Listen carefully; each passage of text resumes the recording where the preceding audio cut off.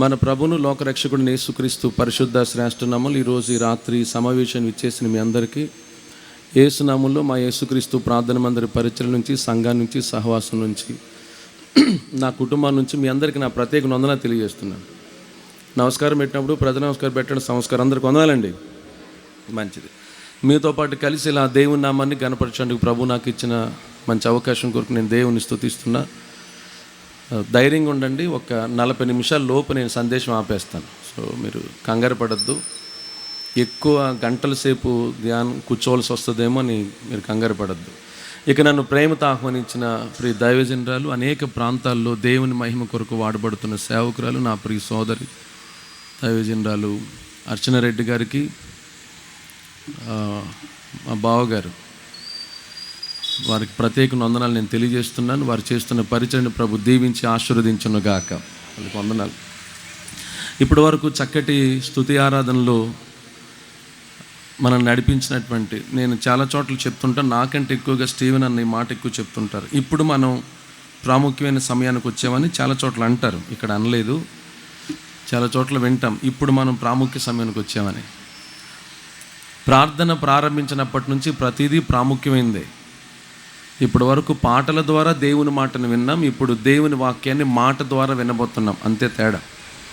కాబట్టి ఇప్పటి వరకు జరిగిన ఆరాధన, స్తుతి ఆరాధన, వాక్యం కొరకు సిద్ధపరచబడి కొన్ని సందర్భాల్లో నేను వ్యక్తిగతంగా అనుభవించిన విషయాలు చెప్తున్నాను. స్తుతి ఆరాధన ద్వారా ఉన్న ప్రజల్లో 160% మంది ఖచ్చితంగా ఆ దేవుని ప్రభావం అనుభవిస్తారు.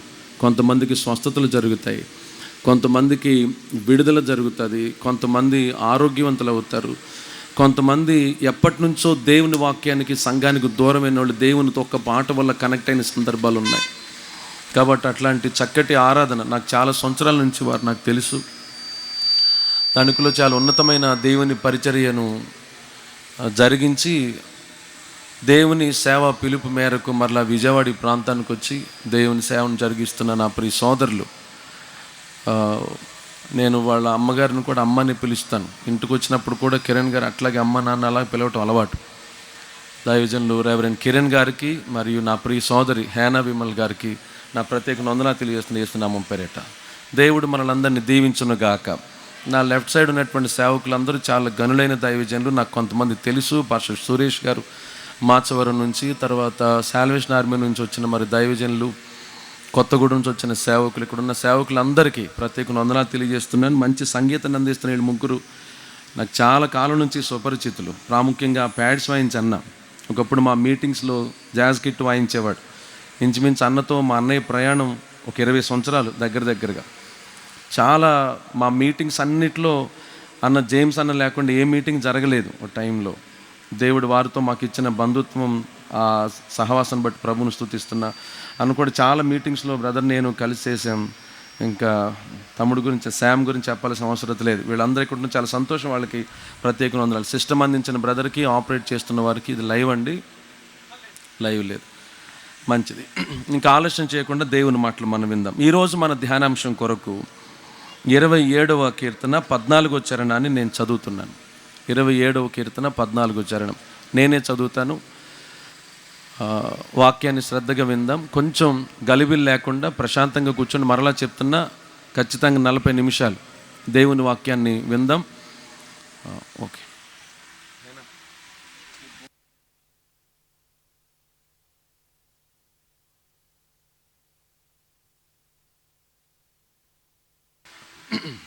మంచిది.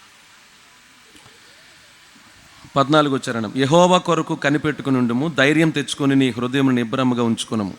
యెహోవా కొరకు కనిపెట్టుకుని ఉండుము. నాతో పాటు ఈ మాటలు చెప్పండి. యెహోవా కొరకు, ఏమన్నా కొంచెం అనండమ్మా. యెహోవా కొరకు కనిపెట్టుకుని ఉండుము, ధైర్యం తెచ్చుకొని నీ హృదయమును నిబ్బరముగా ఉంచుకొనుము. యెహోవా కొరకు కనిపెట్టుకుని ఉండుము. చాలు. దేవుడు తన పరిశుద్ధ వాక్యాన్ని మన వెనుకళ్ళు దీవించి రాత్రి నిశ్చయముగా ప్రభు మనందరితో మాట్లాడునుగాక. తలలు పైకెత్తండి. ఇంకా మీరు బైబిల్ గ్రంథాలు ఇంచుమించు చూడాల్సిన అవసరం ఉండకపోవచ్చు. విందాం ఈ సందేశం.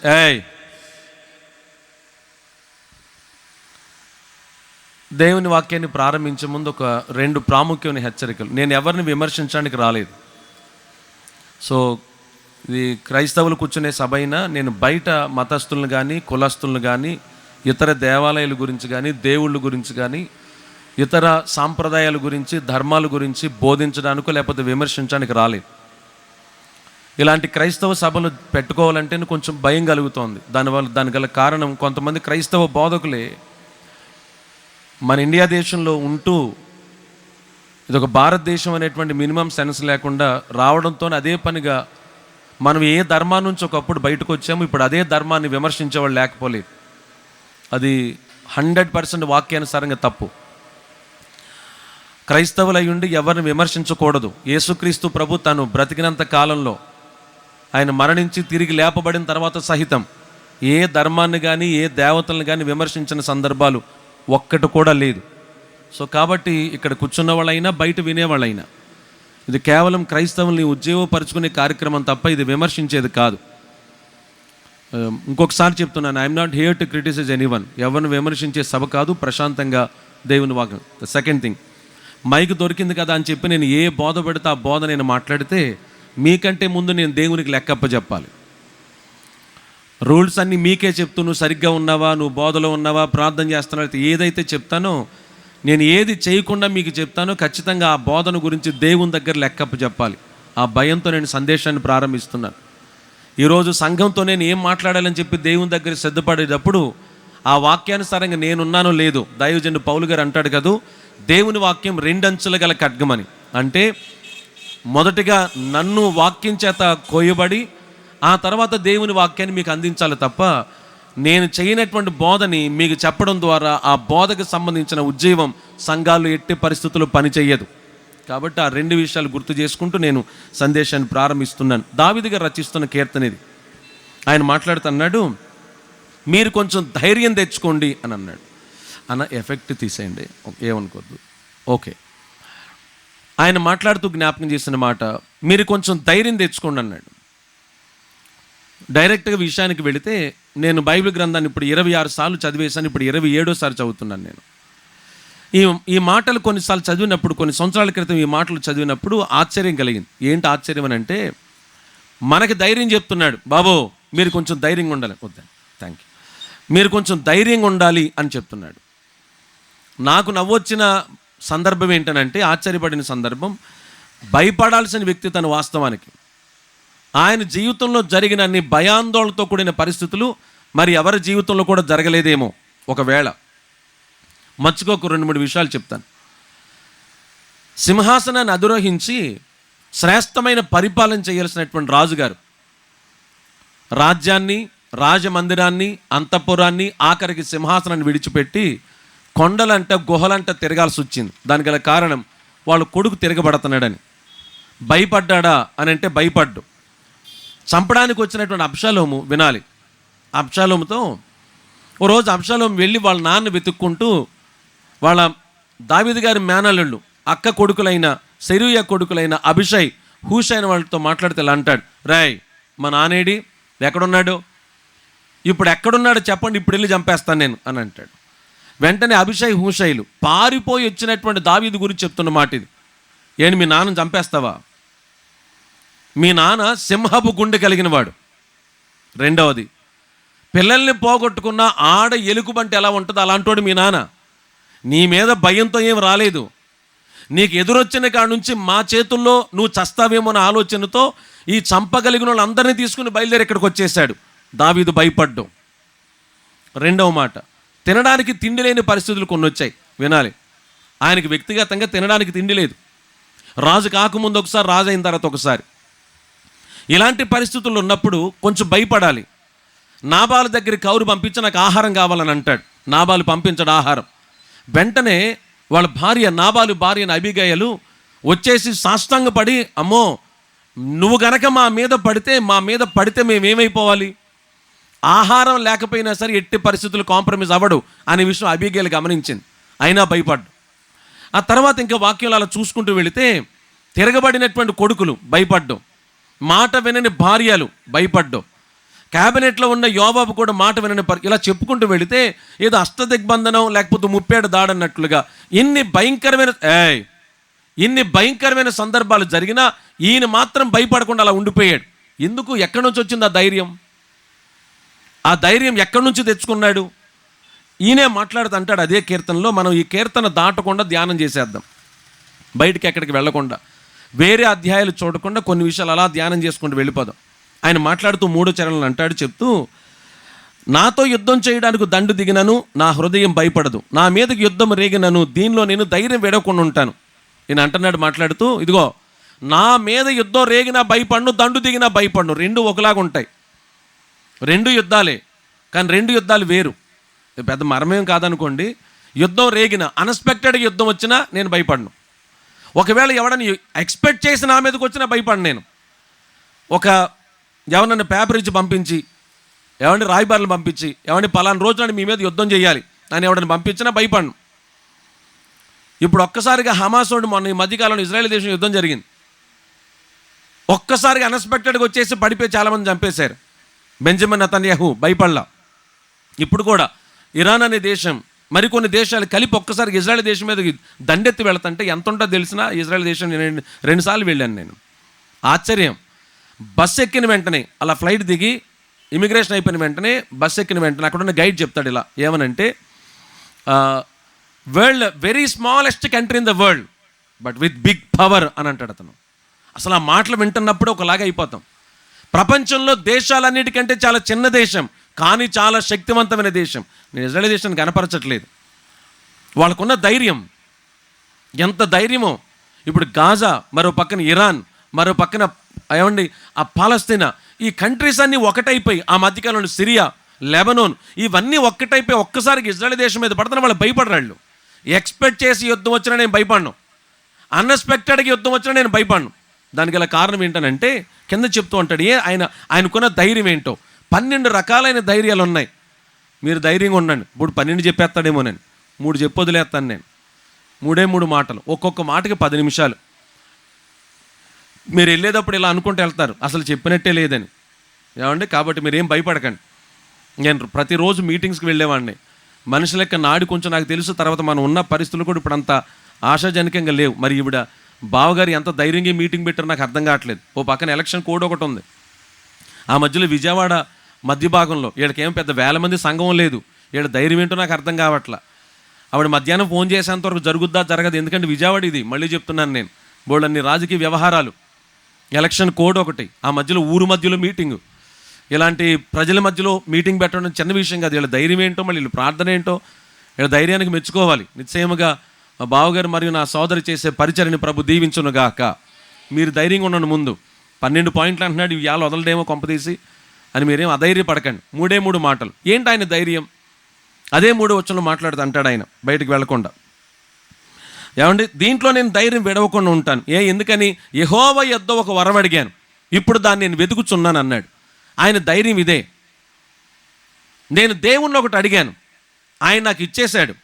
తలలు పైకెత్తండి. ఇచ్చిన దాన్ని నేను ఎదురు చూస్తున్నాను, ఎక్కడుందా అని వెతుకుతున్నాను. నేను ఒక్క మాటలో ఈ మాటని కన్క్లూడ్ చేసి చెప్పాల్సి వస్తే దావీదు గారి ధైర్యం ఏంటో చెప్పనా? నేను ఎప్పుడు ప్రార్థన చేసినా నా ప్రార్థన ఆలకించే దేవుడు ఒక ఆయన ఉన్నాడు అనేదే దావీదు గారి ధైర్యం. స్తోత్రం చెప్పండి గట్టిగా. క్రైస్తవులకున్న ధైర్యం అదే. గుళ్ళోకి వెళ్తే దేవుడు కనిపించడు మనకి. దేవుని మందిరాలకు వెళ్తే ఓ పక్కన గొర్రె పిల్ల పట్టుకుని, ఇంకో పక్కన కర్రట్టుకుని, హృదయంలోనేమో మండిపోతూ, ఆ మంటలో నుంచి దేవుని హృదయం ఒక లవ్ సింబల్లో కనపడడం, ఏమీ కనపడడం మందిరాలకు వెళితే. మరి ఎందుకు వెళ్తున్నారు? మందిరానికి వెళ్ళిన వెంటనే ఓ చిన్న ప్రార్థన చేసుకుని వెంటనే తెలియదు మనసులో ఉన్నటువంటి ఆ ఆహ్లాదకరమైన సందర్భం. ప్రార్థన అంటే అర్థం ఏంటంటే ఒక మాట చెప్తాను నేను. మనసులో ఉన్న మోగభావాలన్నీ కలిపి ఒక భాషగా కేంద్రీకరించి దేవునితో మాట్లాడే భాషా ప్రయత్నమే ప్రార్థన అన్నాడు ఒక భక్తుడు మాట్లాడుతూ. ఏమంటే దావీదు గారి ధైర్యం ఏంటంటే ప్రార్థనే. నేను ఎప్పుడు ప్రార్థన చేసినా నా ప్రార్థన దేవుడు ఆలకిస్తాడనేదే ఈ దావీదు గారికి ఉన్న ధైర్యం. క్రైస్తవులకు ఉండాల్సిన ధైర్యం కూడా అదే. మనకు ఉండాల్సిన ధైర్యం ఏంటంటే మనం ఎప్పుడు ప్రార్థన చేసినా, అట్ ఎనీ టైం, ఎప్పుడు ప్రార్థన చేసినా, ఎందుకనంటే పిలిస్తే పలకగలిగిన దేవుడు ఒక ఆయన ఉన్నాడు కదూ. అదే క్రైస్తవులకు ఉండాల్సిన ధైర్యం. ఎవరు చేసే ప్రార్థన వింటాడు ఆయన. ఓ రోజు నాడు పౌలు గారు మాట్లాడుతూ చెప్తే ఇలా అంటాడు, ఏమనంటే, యూదుడని గ్రీసు దేశస్థుడని భేదం లేదు, ఒక్క ప్రభువే అందరికీ ప్రభు అయి ఉండి తనకు ప్రార్థన చేయవారు అందరి ఎడల కృప చూపడానికి ఐశ్వర్యం ఉంటాడట. అందరి ఎడలా కొందరి ఎడలా? అమ్మ ఉన్నారు అందరు ఇక్కడ, చెప్పండి. అందరి ఎడలా కొందరి ఎడలా? వాళ్ళ ప్రార్థన వింటాడండి, మా ప్రార్థన దేవుడు వినడండి. నిన్నగాక మొన్న మేము మతంలో దిగామండి, మా ప్రార్థన వినడండి. మేము ఆ కులం కాదండి, ప్రార్థన వినడండి. అసలు మేము గుడికి వెళ్ళమండి, ప్రార్థన వినడండి. ఇది క్రైస్తవులకు కొంత వ్యతిరేకమైన మాట అయినా వాక్యానుసారంగా నిజం. అదేంటనంటే, ఒక వ్యక్తి ప్రార్థన దేవుడు ఆలకించడానికి వాడు క్రైస్తవుడు అయి ఉండాల్సిన అవసరం లేదు.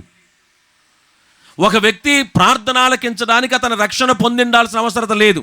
సభ అయిన తర్వాత ఎవరైనా మాట్లాడాలంటే ఖచ్చితంగా మాట్లాడండి. మీరు అడిగే ప్రతి ప్రశ్నకి 100% నేను చెప్పిన బోధలో నుంచి ప్రతి ప్రశ్నకి సమాధానం చెప్పే వెళ్తాను నేను. ఏమండి, క్రైస్తవుడు అయ్యి ఉండాల్సిన అవసరం లేదు. ఒకవేళ క్రైస్తవుల ప్రార్థనే నేను ఆలకిస్తానని భీష్మించు కూర్చుంటే యేసు ప్రభు కూడా నేను దేవుడు కాదని చెప్తాను నేను. అవసరతుండి ఎవరు మొరపెట్టినా, ఇప్పుడు ఇక్కడ కూర్చున్నారా ఏమండి, రెడ్డి గారి మీదో లేకపోతే మిగతా వాళ్ళ అభిమానంతో మీరు వచ్చి కూర్చోవచ్చు ఇక్కడ. ఇంతకుముందు పాట పాడిన అమ్మాయి అండ్ మిగతా వాళ్ళు కొంతమంది నాకు తెలుసు ఉన్నారు, వాళ్ళ అభిమానంతో వచ్చి కూర్చోవచ్చు. ఒకవేళ ఈ మాటలు వింటుండగా, సవాలుతో కూడిన మాట చెప్తున్నాను నేను, ఈ మాటలు వింటూ ఉండగా మీకు ఏదన్నా అవసరత ఉండి ఈ క్షణమందు నేను దేవునితో మొరపెట్టాలని మీ మనసులోంచి దేవునికి మొరపెట్టడం మొదలు పెడితే ఇప్పటికిప్పుడు ప్రార్థన ఆలకించి అద్భుతాలు చేయడానికి నా దేవుడు మాత్రమే సమర్థుడు. ఆయన పేరు నజరేయుడైన, కొంచెం అడగండి, చెప్పండి కదా, ఆయన పేరు నజరేయుడైన. ఎప్పుడండి ప్రార్థన? ఇప్పుడు నేను చెప్తా ఉన్నానా? ఈ మాటలు చెప్తూ ఉండగా అవసరత వచ్చి, అనారోగ్యమా, పరిస్థితులు ప్రతికూలత, ఇక తీర్చడానికి ఏ అవకాశం లేదా, అన్ని ద్వారాలు పూర్తిగా మూయబడిపోయాయా, మీరు చేసిన ప్రతి ప్రయత్నం ఈ రోజు వరకు సఫలం అవ్వకుండా ఇక నాకు దిక్కేంటి అనుకుంటే ఈ ప్రాంతానికి వచ్చి కూర్చుంటే, సేవకునిగా దేవుని నామంలో నజరేయుడైన యేసుక్రీస్తు నామం పేరట ఆనబెట్టి చెప్తున్నమాట, ఇలా ప్రార్థన ఈ మాటలు వింటుండగానే మీ మనసు ఖాళీగా ఉండదుగా. ఆ మనసులోంచి ఒక్క మాట దేవునికి మొరపెడుతూ ఉండగానే మనసుకు ప్రశాంతతను అనుగ్రహించి, ఏమో తెలియదు దేవుడు చేసే కార్యాలు. మీరు ఇంటి గుమ్మం తొక్కే లోపే, ఇప్పుడు మీటింగ్ అయ్యి ఇంటి గుమ్మం తొక్కే లోపే మీరు చేసిన ప్రార్థనను ఆలకించి అద్భుతం చేయడానికి నా దేవుడు మాత్రమే సమర్థుడు. ఆయన పేరు నజరేయుడైన. ఇది నేనేదో బోధకుడిని కాబట్టి ఈ మాట చెప్పట్లా, నాకు ఇది పర్సనల్ ఎక్స్పీరియన్స్. ఇది నా జీవితంలో దేవుడు చేశాడు. ఒకప్పుడు దేవుని వాక్యానికి విరోధంగా ఉండే వ్యక్తిని నేను. పుట్టు క్రైస్తవ కుటుంబంలో నేనేం పుట్టలేదు, అలాగని ఇప్పుడు నా వ్యవహారాలు మాట్లాడని నేను అనుకోవట్లా. ఓ భయంకరమైన పరిస్థితుల్లో నేనైనా చావలసి వచ్చిన పరిస్థితి. ఆ రోజు చేసిన ప్రార్థన ప్రభు ఆలకించి ఈ రోజునాడు తన రక్తంతో కడిగి పవిత్రపరిచి ఆ రాత్రికి రాత్రి నన్ను ముట్టి స్వస్థపరిచి ఈ భాగ్యాన్ని ఇచ్చాడన్న. It's my very personal issue. ఇదేదో నేను బోధకుడు కాబట్టి ఈ మాట చెప్పాలి, ఇక్కడ పిలిచారు కాబట్టి ఈ మాట చెప్పట్లేదు. ఆ మధ్యలో సవాల్ అన్నాను నేను. ఎంత గట్స్ ఉండాలి ఈ మాట మాట్లాడడానికి. ఈ రాత్రి ఏదైనా అవసరతుండి నేను చేయలేని కార్యం ఒకవేళ విశ్లేషణ చేస్తానికి నా వల్ల ఏమవదో, నేను అసమర్థుండి నేను. కానీ నేను ప్రకటిస్తున్న దేవుడు ఒక ఆయన ఉన్నాడే, భేదాభిప్రాయాలు లేకుండా ఎవరి ప్రార్థనైనా వినడానికి సమర్థమైన దేవుడు ఆయన. సరే, యెహోషువ ప్రార్థన ఆలకించాడంటారు కొంతమంది. ఏమండి, యెహోషువ ప్రార్థన చేస్తే అన్నాడు, సూర్యుడా నువ్వు గిబియోనులో నిలువు, చంద్రుడా నువ్వు అయ్యాలోనే నిలువు అని చెప్పాడు. సృష్టిని ఆపిన ప్రార్థనే. అలాంటి వాడు గొప్పోడు కాబట్టి ఆడు ప్రార్థన వింటాడండి దేవుడు. సేవకులు కాబట్టి ప్రార్థన వింటాడండి దేవుడు. కొంచెం పెద్ద మతస్థులు కాబట్టి ప్రార్థన వింటాడండి దేవుడు. ఇతను ఎక్స్పీరియన్స్డ్ కాబట్టి ప్రార్థన వింటాడండి దేవుడు. ఈ అమ్మాయి చాలా కాలం బట్టి గుడికి వెళ్తుంది కాబట్టి వాళ్ళ ప్రార్థన వింటాడు అనుకుంటే, యేసుక్రీస్తు ప్రభు తాను బ్రతికినంత కాలం, ఆయన మరణించి తిరిగి లేపబడక ముందు ఆయన ఒక రోడ్డు అంటే వెళుతూ ఉన్నప్పుడు రోడ్డు పక్కన, ఇలా అంటున్నందుకు క్షమించండి, రోడ్డు పక్కన ఒక ఆయన కూర్చొని ఉన్నాడు. ఏమండి, ఆయన గురించి వాక్యం ఇస్తున్న వివరణ ఏంటో తెలుసా? ఆయన అడుక్కునేవాడని, రెండవది గుడ్డోడని వాక్యం రాయబడుతున్నమాట. ఒకటి కళ్ళు కనపడవు, రెండు అడుక్కునేవాడు. ఎవడైనా వాడిని తీసుకుని వచ్చి ఏమన్నా చేతుల మీద ఎత్తుకొచ్చి కూర్చోబెడితే, వీధిలో కూర్చోబెడితే కూర్చుని వచ్చి పోయే వాళ్ళందరినీ కొంచెం ఏమన్నా భిక్షాటను అడుక్కునేటువంటి ఓ భయంకరమైన పరిస్థితి. అతనికి ఒక మాట వినబడింది, ఏమనంటే ఈ మార్గం గుండా యేసు ప్రభు వెళుతున్నారని. ఆ మాట విన్న వెంటనే తనకున్న ధర్మశాస్త్ర గ్రంథం మీద ఉన్నటువంటి అవగాహనతో ఓ పిలుస్తున్నాడు, దావీదు కుమారుడా నజరేయుడైన యేసు నన్ను దాటిపోవద్దని. ఆ మాట పిలుస్తూ ఉండగానే, వాక్యంలో రాయబడుతున్న మాట, పిలుస్తూ ఉండగానే యెహోషువ ప్రార్థన చేస్తే సృష్టి ఆగితే, ఒక గుడ్డోడు పనికిరానోడు అడుక్కునేవాడు ప్రార్థన చేయడం మొదలు పెడితే సృష్టికర్తే ఆగిపోయాడని చెప్పాలి. దేవునికి స్తోత్రం కలుగును గాక. సామాన్యుడు పిలిచినా పలకగలిగిన దేవుడు ఆయన, అతి సామాన్యుడు. ఒకవేళ ఇప్పటి వరకు క్రీస్తుకు విరోధంగా ఉన్నా సరే, సంఘానికి విరోధంగా ఉన్నా సరే, పిలిస్తే పలకగలిగిన దేవుడు ఆయన. మా సంఘాల్లో ఒక కార్యక్రమం జరిగింది, ఓ కార్యం. అది చెప్పాలని మీకు కొంచెం ఎందుకో మీరు వింటున్నారు కాబట్టి ఈ మాట చెప్తాను నేను. ఏమంటే ఒక రోజు నాడు ద్వారకా తిరుమల మండలం సత్యనగూడెం అనే ఊరిలో వేణుగోపాలరావు గారు ఒక ఆయన ఉన్నారు. వీళ్ళు అంటున్నందుకు ఏమనుకోబాకండి, వాళ్ళు ఎలం దొరలు అంటారు మా ఏరియాలో. వాళ్ళకి ఇంచుమించు 350 ఎకరాలు జీడి మామిడి తోట, మామిడి తోట ఉంది. పర్లేదా? మీరు ఎలా ఉన్నారంటే ఆడు 350, మాకు 750 ఉందన్నట్టు చూస్తున్నారు నాకు వెళ్ళి. ఏమండి 350 అయితే ఎవరికి ఎక్కువ, మాకు 750 ఉంది, మొన్న ఒక 50 అమ్మని ఇప్పుడు 700 ఉంది అన్నట్టు చూస్తున్నారు. 350 ఎకరాలు. ఒక 50 సంవత్సరాల క్రితం జరిగిన విషయం ఇది. ఆయనకు ఒక ఊరు నుంచి సంబంధం వస్తే, ఆవిడ పేరు రమాదేవి. పెళ్లి చేసుకోవడానికి సంబంధం చూడడానికి వెళ్ళారు. వెళితే పెళ్లి కూతురు వాళ్ళ అమ్మగారు ఇది పెట్టుకోలేదు, సేమ్ క్యాస్టే కానీ పెట్టుకోలే. ఏమండి పెళ్లి కూతురు కూడా పెట్టుకోలేదు. కూర్చునేసరికి వేణుగారు అడిగారట, ఏంటి అమ్మాయి పెట్టుకోలేదు, వాళ్ళ అమ్మ పెట్టుకోలేదు ఏంటి, వీళ్ళు అసలు మనోళ్ళేనా అని. లేదు మనోళ్ళేనండి. మరి ఏంటి, వీళ్ళు ప్రభువుని తెలుసుకున్నారండి, అయితే సంబంధం వద్దు, ఇది క్యాన్సిల్, నాకు ఇష్టం లేదు, ఇది వద్దు నాకు అని చెప్పిన వెంటనే ఆ పెళ్ళిళ్ళ పేరయ్య మధ్యవర్తి పెళ్లి కూతురు తండ్రి వచ్చి, కాదు సార్, మేమిద్దరం ప్రభుని నమ్ముకున్నాం కానీ మా అమ్మాయి ఇంకా ప్రభుని నమ్ముకోలేదు, గుడికి వెళతాం, మీ ఆచార ప్రకారం అన్నీ చేసుకోండి, మేమేం ఆటంకపడి మీరు ఏం చేయమంటే చేస్తాం, ఎందుకంటే మీ అంత మంచి సంబంధం ఇంకా దొరకదు, ఊర్లో ఎంక్వైరీ చేస్తే మీరు మంచోళ్ళని చెప్పారు. సరే, ఇదే ఒకటే ఒప్పందం. ఆమె గనక ఎప్పుడైనా గుడికి వెళ్ళినా, యేసుప్రభు దేవాలయానికి వెళ్ళినా, ఇంట్లో బైబిల్ తీసుకొచ్చి ప్రార్థన చేసి నేను అట్లాంటివి ఊరుకోం, మా ఆచారం ప్రకారమే ఉండాలి. సరే మీ ఇష్టం, మీరు ఏం చెప్తుంది. ఆ ఒప్పందం మీద పెళ్ళి అయిపోయింది. పెళ్ళయ్యి అటు ఇటు తిరుగుడు రోజులు ఉంటాయి. మరి ఈ కృష్ణా జిల్లాలో మీరు ఉంటాయి లేదో నాకు తెలియదు, ఉంటాయండి? 3వ రోజు పందిరి చూడ్డాలు, 9వ రోజు బయలుదేరి రావడాలు ఉంటాయా? పెళ్ళైన వాళ్ళు మాట్లాడలేదు కానీ పెళ్ళి కాని వాళ్ళు ఉంటాయండి అంటున్నారు. మీకు ఎట తెలిసి వీళ్ళకి. సార్ నాకెందుకు లేండి. మొత్తానికి అటు ఇటు తిరుగుడు రోజులు అయిపోయిన తర్వాత సంసారం స్టార్ట్ చేసిన నెక్స్ట్ డే నుంచి ఈవిడ రోజుకొచ్చి 3 సార్లు స్నానం చేస్తుందండి. యాసకాలం పర్వాలేదు కానీ నవంబర్, డిసెంబర్, జనవరి అయితే మనకు ఒకసారి చేయడమే. మాట్లాడరేంటి? ముసుముసులు నవ్వులుకుంటూ మాట్లాడండి. ఒకసారి చేయడమే అబ్బా ఏం చెప్పారండి. ఈ కాలంలో తప్పదుగా, చెమటలు కాబట్టి తప్పదు చెయ్యాలి. అది నవంబర్, డిసెంబర్, కొంచెం జనవరి, ఫిబ్రవరి, కొంచెం మధ్యలో వరకు మన సంక్రాంతి పండుగ అయ్యేంత వరకు ఒకసారి చేయడమే కష్టం. ఈవిడ 3 సార్లు చేస్తుందంట. మళ్ళీ పైపెచ్చు చేసిన ప్రతిసారి గంట సేపు చేస్తుందంట వెళ్ళి స్నానం. అలా ఆయన నెల 15 రోజులు చూశాడు. ఏంటిది పద్దాక వెళ్తుంది, దీనికి ఏమన్నా జబ్బు ఏమైనా ఉందా, నాకు తెలియని అనారోగ్య పరిస్థితులు ఏమైనా ఉన్నాయా, ఏమంటే దురదలు కానీ ఏమైనా ఉన్నాయంటారా అని ఆలోచించి ఒక రోజు నాడు భర్త కదా, తను సొంత భర్త కాబట్టి ఇక వెంటనే కొంచెం చొరవ తీసుకుని ఈవిడ కరెక్ట్గా బాత్రూమ్కి వెళ్ళిన పావు గంటకి ఒక పీట ఒకటి వేసుకుని ఆ పీట మీద ఎక్కి వెంటిలేటర్లో చూస్తూ ఉంటే ఈవిడ మోకరించి 2 చేతులు పైకెత్తి ఓ చేత్తో చిన్న బైబిల్ గ్రంథం ఒకటి పట్టుకుని, యేసయ్యా మా అత్తగారికి ఆరోగ్యం దయచేయను, ఆయన మా మాంగారికి ఆరోగ్యం